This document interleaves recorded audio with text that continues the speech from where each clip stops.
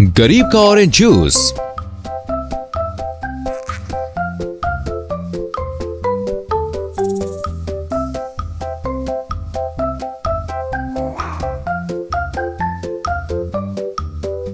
हवेलगंज में रोहित नाम का एक आदमी होता है। वो संतरे का बहुत बड़ा व्यापारी था।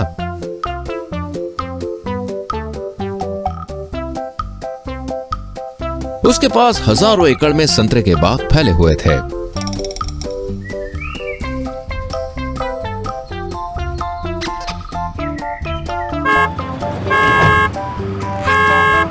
वहीं विभूति नाम का एक आदमी होता है जो कि बहुत अमीर होता है। एक दिन की बात है, विभूति रोहित के संतरे की बगिया में जाता है, जहां रोहित अपने बाग की देखरेख कर रहा होता है। अरे विभूति जी, कैसे आना हुआ? रोहित, मैं तुम्हारे संतरे के बगीचे को खरीदने आया हूं। लेकिन मैं इसे बेचना नहीं चाहता हूं। तुम्हें बेचना होगा। मैंने सोचा है कि मैं जमीन पर एक फैक्ट्री शुरू करूंगा और यहां से पानी के निकास की भी अच्छी सुविधा है। गंदा पानी डायरेक्ट नदियों में मिलकर बह जाएगा। मुझे माफ कीजिएगा विभूति सेठ, मैं अपने बगीचे को नहीं बेचूंगा। तुम्हारे ऐसा करने से लाखों लोगों की जिंदगी बर्बाद हो जाएगी। यहाँ लोगों के घरों में पानी ही उस नदी से आता है और यहाँ इतने सारे पेड़ पौधे हैं, तभी तो ऑक्सीजन है। करोड़ों का सौदा ठुकरा कर तुम ठीक नहीं कर रहे हो रोहित, बहुत पछताओगे। देख लेना। हाँ हाँ, देख लेंगे साहब। तभी रोहित की पत्नी पास की नदी से बाल्टी में पानी भरकर ला रही होती है। सेठ जी रुकिए। हाँ, आखिर मान गए ना। वैसे भी करोड़ों रुपए के नाम पर किसका मन नहीं होता। मैं तो ये कह रहा था कि पानी पीकर जाओ, पास की नदी से ही लाई है जानकी। आपकी फ्रिज से भी ठंडा पानी है। तभी विभूति मुंह बनाकर वहां से चला जाता है।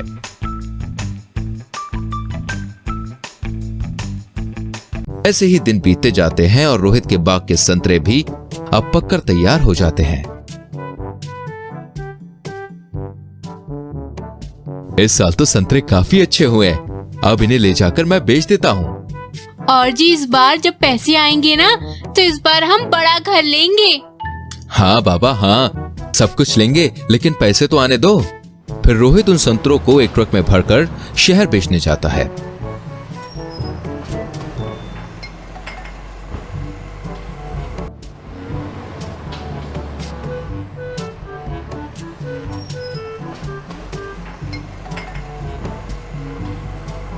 लेकिन ये क्या, शहर गांव हर जगह देखने के बावजूद कोई भी आदमी रोहित से संतरे लेने के लिए तैयार ही नहीं होता है।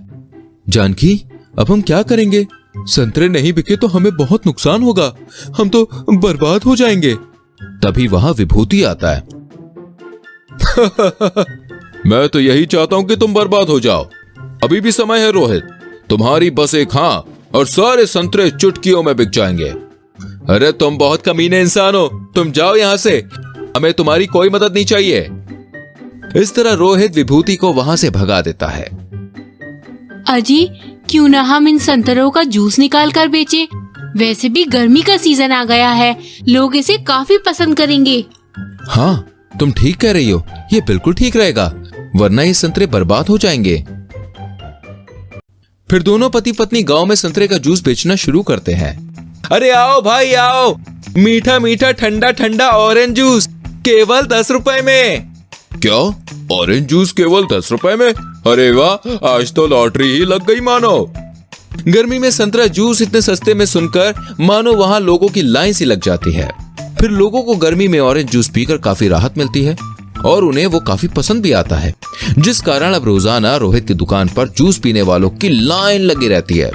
और ऐसे ही कुछ ही दिनों में रोहित के सारे संतरे खत्म हो जाते हैं। देखा जी, कितनी जल्दी हमारे सारे संतरे खत्म हो गए।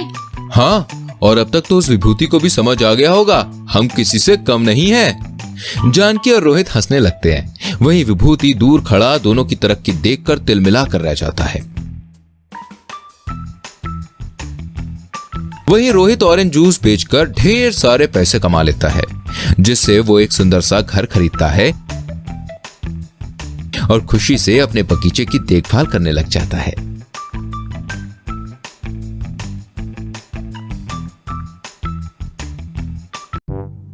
एक गांव में जीवा और भुवन कहकर दो दोस्त रहा करते थे। जीवा जो कि साइंटिस्ट होता है और भुवन फल का व्यापारी होता है। एक बार की बात है, जीवा भुवन के पास आता है। और भुवन भाई कैसा है तू? आम बेचते बेचते आम के जैसा हाल हो गया है भाई, देखना। क्या हुआ मेरे भाई, बड़ा परेशान लग रहा है? अरे क्या बताऊं यार, आजकल ये ठेले वालों का धंधा मंदा चल रहा है। एक काम करना, सप्लाई करने का काम शुरू कर दे। आजकल पेड़ों में उतने आम कहाँ लगते हैं भाई जो सप्लाई करूं। ये देख दोस्त, तेरे भाई ने एक नया आविष्कार किया है। ये क्या है? ये मेरा नया आविष्कार है, छुरछुरी। ये एक ऐसा लिक्विड है जिसे पानी में 2 बूंद मिलाकर फसलों पर छिड़कने से पहले से और भी ज्यादा अच्छी गुणवत्ता वाली होती है। छुरछुरी? अरे वाह, ये तो बड़ी अच्छी चीज है। आज ही मैं इसे अपने आम के बाग में छिड़क देता हूँ। ठीक है फिर, मैं चलता हूँ। वही भुवन चुरचुरी की 2 बूंद पानी में मिलाकर अपने आम के बाग में छिड़क देता है और दूसरे दिन जब वो बाग में जाकर देखता है तो हैरान हो जाता है। अरे वाह, जीवा सच ही कह रहा था। ये बहुत ही बढ़िया आविष्कार है। आम तो सोने के जैसे चमक रहे हैं। फिर भुवन सारे आम को एक ट्रक में भरकर बड़ी बड़ी दुकानों में सप्लाई करने लग जाता है। ऐसे ही एक दिन मोंटू कहकर एक आदमी भुवन के घर आता है। भुवन भैया घर पर हो? हाँ भाई मोंटू, आजा। पेटी तैयार है भाई। वो क्या है ना कि जरा जल्दी में हूँ। तभी भुवन मोंटू को 2 पेटी आम लाकर देता है। ये ले, एकदम ताजे रसीले आम हैं। शुक्रिया भाई, पेमेंट मैंने फोन पे पर कर दिया है। चलो अब मैं चलता हूँ। अब भुवन को धूप में घूमकर ठेले पर आम बेचने की चिंता भी नहीं होती। वही वो आराम से लोगों के जरिए आम दुकानों तक पहुंचा देता। एक दिन की बात है, भुवन का कॉम्पिटिटर कन्ना आता है। अरे ओ रंगीला, ये मार्केट में कोनो नया कंपेटिटर आया है का? दादा नया नहीं, तगड़ा कॉम्पिटिटर है। अरे 2 दिन में मार्केट की सारी दुकानें हड़प गया है। कोई भी हमसे आम लेने के लिए तैयार ही नहीं है। ऐसा ही रहा तो सारे आम यहाँ धरे के धरे पिलपिला जाएंगे। कोनो जुगाड़ तो बैठाना ही पड़ेगा। वही भुवन के यहाँ एक आदमी आता है। हेलो भुवन जी, हमारा नाम है टेम्बू। हमें अगले हफ्ते 1000 किलो मैंगो चाहिए। वो क्या है ना कि अगले हफ्ते हमारे यहाँ एक फंक्शन है। वो तो मिल जाएंगे, लेकिन इतने सारे मैंगो का करोगे क्या? वो क्या है ना, गर्मी का मौसम है और दूल्हे वालों ने डिमांड की है कि उनको शादी में आम से बनी हुई चीजें ही खानी है, वरना शादी नहीं होगी। ओह, तो ये तो बहुत बड़ी बात है। चलो ठीक है, आपको समय से 1 टन मैंगो मिल जाएंगे। याद से पहुंचा देना भाई, वरना मेरी बेटी की शादी टूट जाएगी। आप बेफिक्र रहिए जी, समय से काम हो जाएगा। फिर 1 हफ्ते बाद सुन भाई हरिया, ये सारे आम बगल वाले गांव में टेम्बू सेठ के यहाँ पहुंचाने हैं। सुबह जल्दी आ जाना, वरना पता लगे कि घोड़े बेचकर सो रहा है। ठीक है दादा।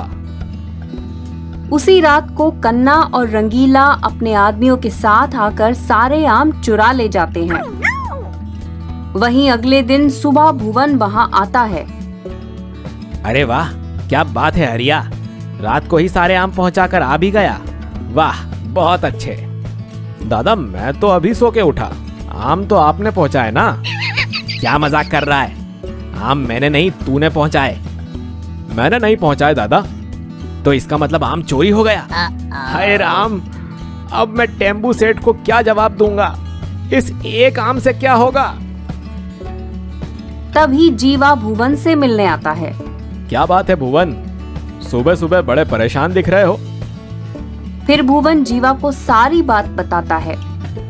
अब तू ही बता, मैं क्या करूं भाई। आज तो नाक ही कट जाएगी और टेम्बू सेठ की जो इज्जत जाएगी सो अलग। तू चिंता ना कर। फिर जीवा जेब से चुरचुरी लिक्विड की बोतल निकालकर उसकी 2 बूंद आम पर डालता है और वो आम एक विशाल आम में बदल जाता है। अरे वाह, इसे देखकर तो टेम्बू सेठ खुश हो जाएगा।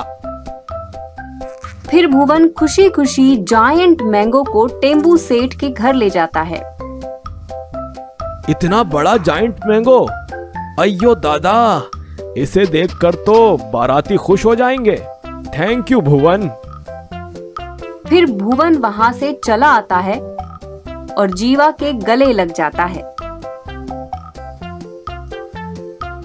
यार तूने तो आज मेरी इज्जत बचा ली, वरना आज तो मैं किसी को मुंह दिखाने लायक नहीं बचता। फिर दोनों गले लग जाते हैं। ये कहानी अच्छी लगी हो तो जल्दी से लाइक करें वीडियो को और शेयर करें, और हमारी आने वाली कहानियों को देखने के लिए चैनल को सब्सक्राइब करके बेल आइकन प्रेस करें, जिससे आपसे कोई भी कहानी मिस ना हो। मिलते हैं दोस्तों आपसे अगली कहानी में, तब तक के लिए बाय बाय, टेक केयर।